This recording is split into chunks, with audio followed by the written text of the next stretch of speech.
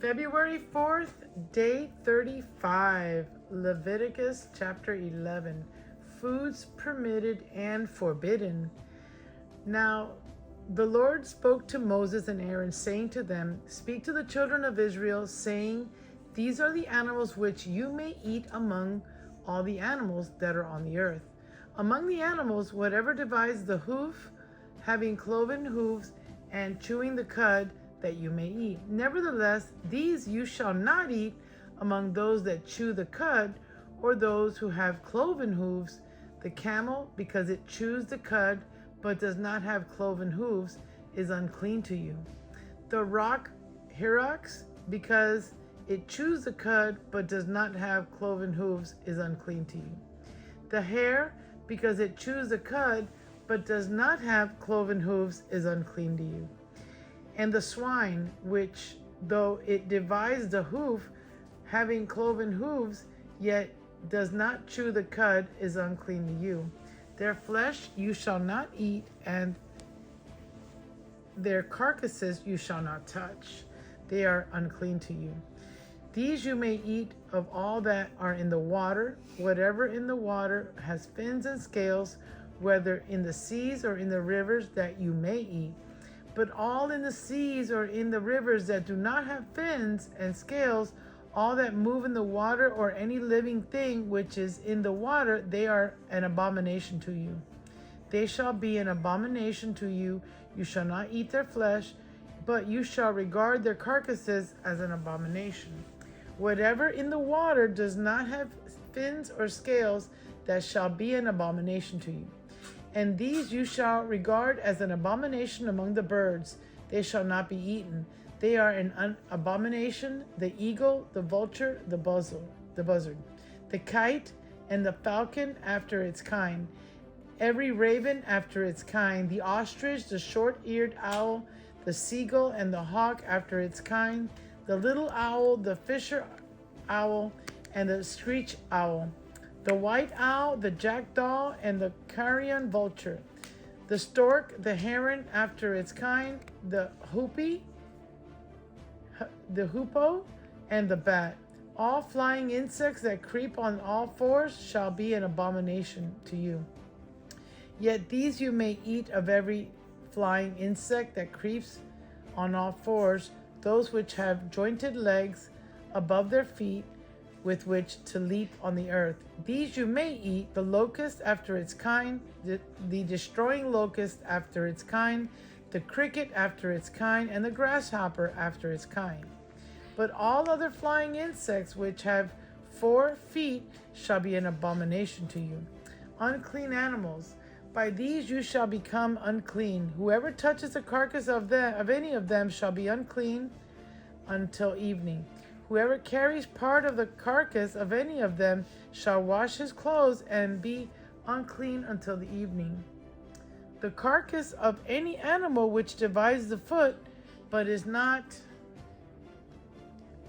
cloven hoofed, or does not chew the cud, is unclean to you. Everyone who touches it shall be unclean, and whatever goes on its paws among all kinds of animals that go on all fours, those are unclean to you. Whoever touches any such carcass shall be unclean until evening. Whoever carries any such carcass shall wash his clothes and be unclean until evening. It is unclean to you. These also shall be unclean to you among the creeping things that creep on the earth: the mole, the mouse, and the large lizard after its kind, the gecko, the monitor lizard, the sand reptile, the sand lizard, and the chameleon. These are unclean to you among all that creep. Whoever touches them when they are dead shall be unclean until evening. Until anything on which any of them falls when they are dead shall be unclean, whether it is any item of wood or clothing or skin or sack, whatever item it is in which any work is done, it must be put in water, and it shall be unclean until evening, then it shall be clean. Any earthen vessel into which any of them falls, you shall break, and whatever is in it shall be unclean. In such vessel, any edible food upon which water falls becomes unclean, and any drink that may be drunk from it becomes unclean. And everything on which a part of any such carcass falls shall be unclean. Whether it is in the oven or cooking stove, it shall be broken down, for they are unclean and shall be unclean to you.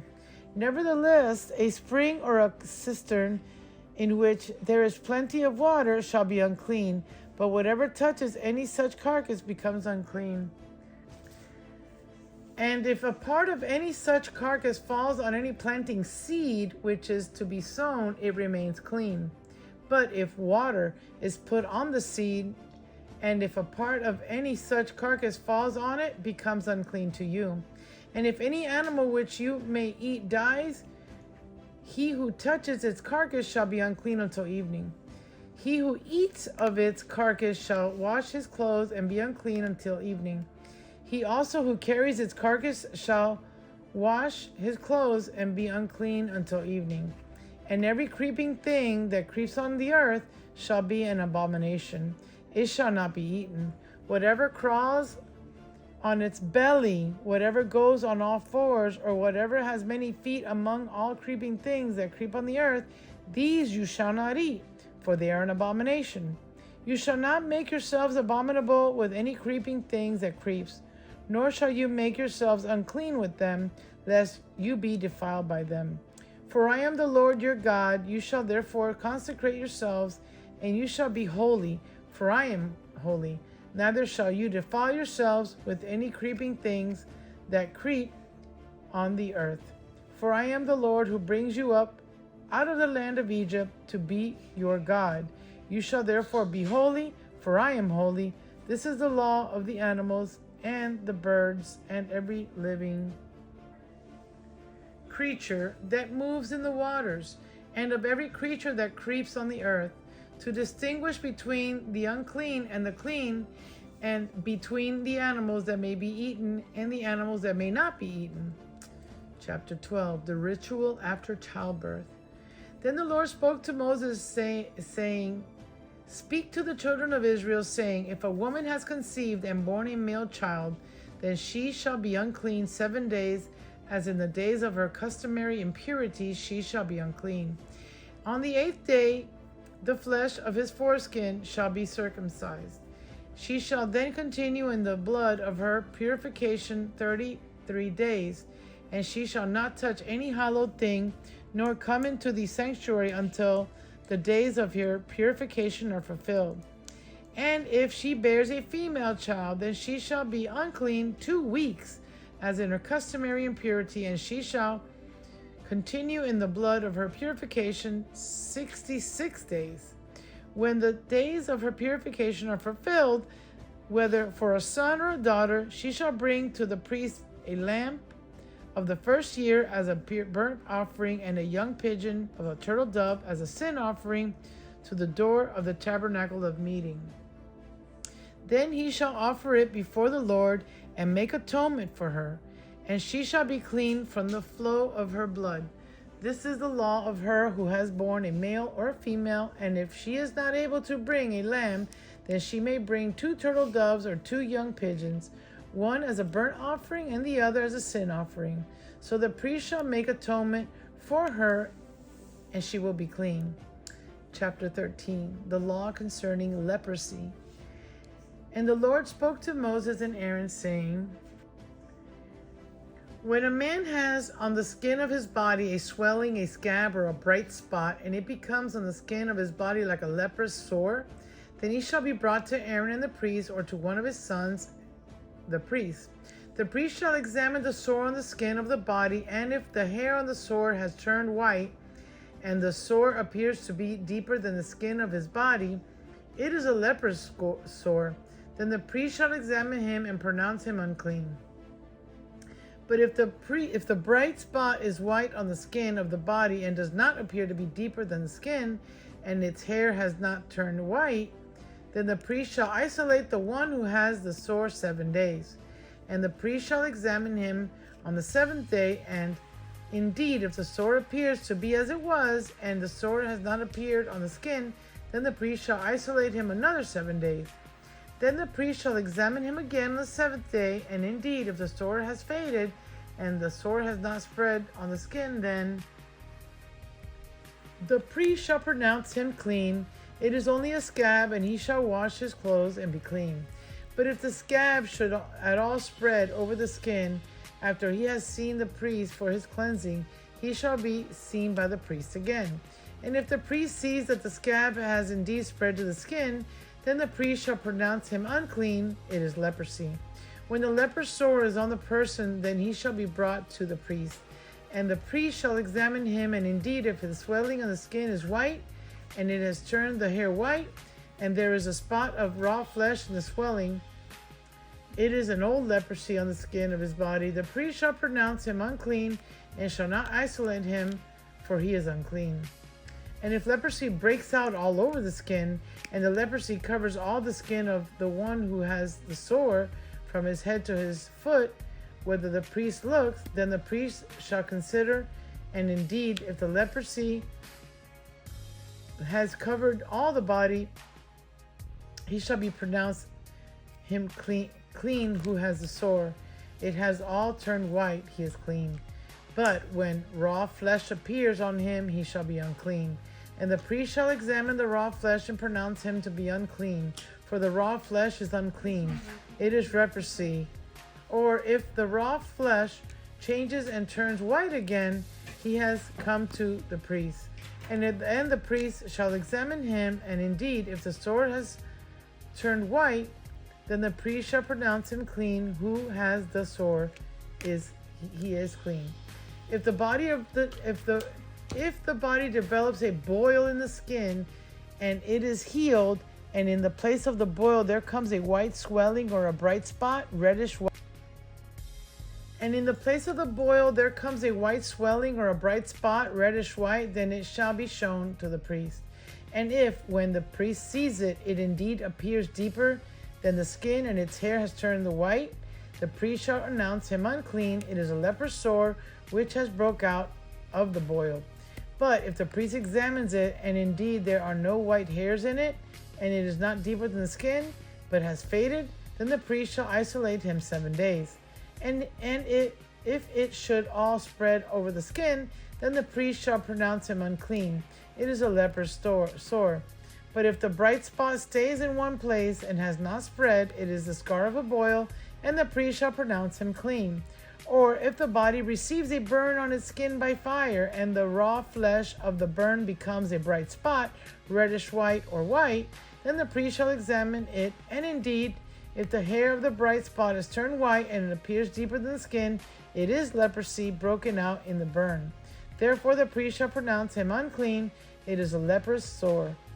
But if the priest examines it, and indeed there are no white hairs in the bright spot, and it is not deeper than the skin, but has faded, then the priest shall isolate him 7 days. And the priest shall examine him on the seventh day. If it has at all spread over the skin, then the priest shall pronounce him unclean. It is a leprous sore. But if the bright spot stays in one place and has not spread on the skin, but has faded, it is a swelling from the burn. The priest shall pronounce him clean, for it is the scar from the burn. If a man or woman has a sore on the head or the beard, then the priest shall examine the sore, and indeed, if it appears deeper than the skin, and there is in it thin yellow hair, then the priest shall pronounce him unclean. It is a scaly leprosy of the head or the beard. But if the priest examines a scaly sore, and indeed it does not appear to be deeper than the skin, and there is no black hair in it, then the priest shall isolate the one who has the scale 7 days. And on the seventh day the priest shall examine the sore, and indeed if the scale has not spread, and there is no yellow hair in it, and the scale does not appear deeper than the skin, he shall shave himself, but the scale he shall not shave. And the priest shall isolate the one who has the scale another 7 days. On the seventh day the priest shall examine the scale, and indeed if the scale has not spread over the skin and does not appear deeper than the skin, then the priest shall pronounce him clean.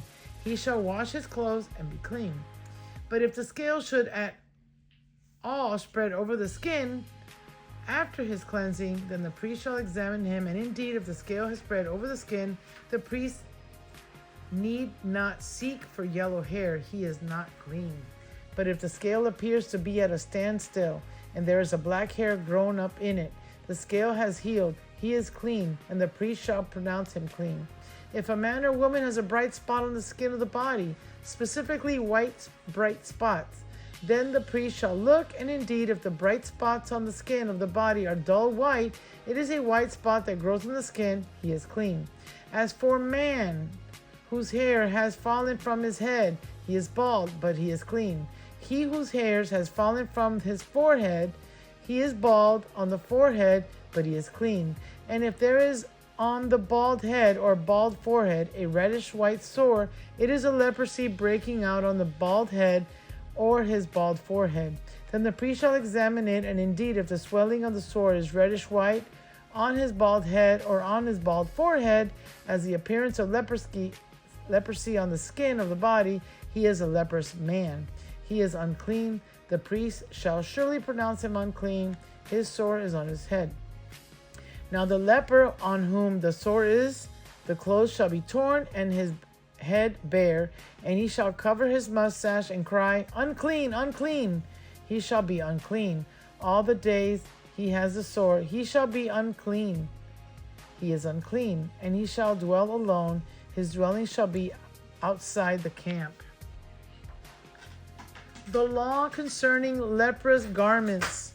Also, if a garment has a leprous plague on it, whether it is a woolen garment or a linen garment, whether it is a warp of wood or linen of wool, whether in leather or in anything made of leather, and it is a plague is greenish or reddish in the garment or in the leather, whether in the warp or in the woof or in anything made of leather, it is a leprous plague and shall be shown to the priest. The priest shall examine the plague and isolate that which has the plague 7 days. He shall examine the plague on the 7th day. If the plague has spread in the garment, either in warp or in the woof, in the leather or in anything made of leather, the plague is an active leprosy. It is unclean. He shall therefore burn that garment in which is the plague, whether warp or woof, in wool or linen, or anything of leather, for it is an active leprosy. The garment shall be burned in the fire. But if the priest examines it, and indeed the plague has not spread in the garment, either in the warp or in the woof, or in anything made of leather, then the priest shall command that they wash the thing in which is the plague. He shall isolate it another 7 days. Then the priest shall examine the plague after it has been washed, and indeed if the plague has not changed its color, though the plague has not spread, it is unclean, and you shall burn it in the fire. It continues eating away, whether the damage is outside or inside.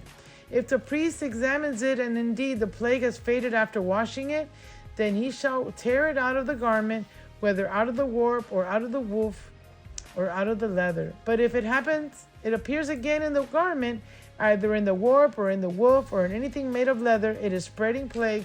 You shall burn it with fire, that in which is the plague. And if you wash the garment, either warp or woof, or whatever is made of leather, if the plague has disappeared from it, then it shall be washed a second time and shall be clean. This is the law of the leprous plague in a garment or wool or linen, either in the warp or woof, or in anything made of leather, to pronounce it clean or to pronounce it unclean. Today's Psalms 35. The Lord, the avenger of his people. I plead my cause, O Lord, with those who strive with me. Fight against those who fight against me.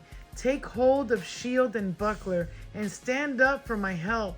Also draw out the spear, and stop those who pursue me. Say to my soul, I am your salvation. Let those who put me to shame and brought to dishonor, who seek after my life, let those be turned back and brought to confusion.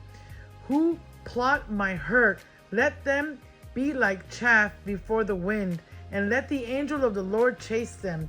Let their way be dark and slippery, and let the angel of the Lord pursue them. For without cause they have hidden their net for me in a pit, which they have dug without cause for my life. Let destruction come upon him unexpectedly, and let his net that he has hidden catch himself into that very destruction, let him fall. And my soul shall be joyful in the Lord. It shall rejoice in his salvation. All my bones shall say, Lord, who is like you? Deliver the poor from him who is too strong for him. Yes, the poor and the needy from him who plunders him. Fierce witnesses rise up. They ask me things that I do not know. They reward me evil for good, to the sorrow of my soul. But as for me, when they were sick, my clothing was sackcloth. I humbled myself with fasting, and my prayer would return to my own heart. I paced about as though he were my friend or brother. I bowed down heavily as one who mourns for his mother. But in my adversity they rejoiced and gathered together. Attackers gathered against me, and I did not know it. They tore at me and did not cease. With ungodly mockers at feasts, they gnashed at me with their teeth. Lord, how long will you look on? Rescue me from their destructions, my precious life from the lions. I will give you thanks in the great assembly. I will praise you among many people. Let them not rejoice over me who are wrongfully my enemies, nor let them wink with the eye who hate me without cause. For they do not speak peace, but they devise deceitful matters against the quiet ones in the land. They also opened their mouth wide against me and said, Aha, aha, our eyes have seen it. This you have seen, O Lord. Do not keep silence, O Lord. Do not be far from me. Stir up yourself and awake to my vindication, to my cause, my God and my Lord. Vindicate me, O Lord, my God, according to your righteousness. And let them not rejoice over me. Let them not say in their hearts, Ah, so we would have it. Let them not say, We have swallowed him up. Let them be ashamed and brought to mutual confusion, who rejoice at my hurt. Let them be clothed with shame and dishonor, who exalt themselves against me. Let them shout for joy and be glad, who favor my cause, my righteous cause. And let them say continually, Let the Lord be magnified, who has pleasure in the prosperity of his servant. And my tongue shall speak of your righteousness and of your praise all the day long. Amen.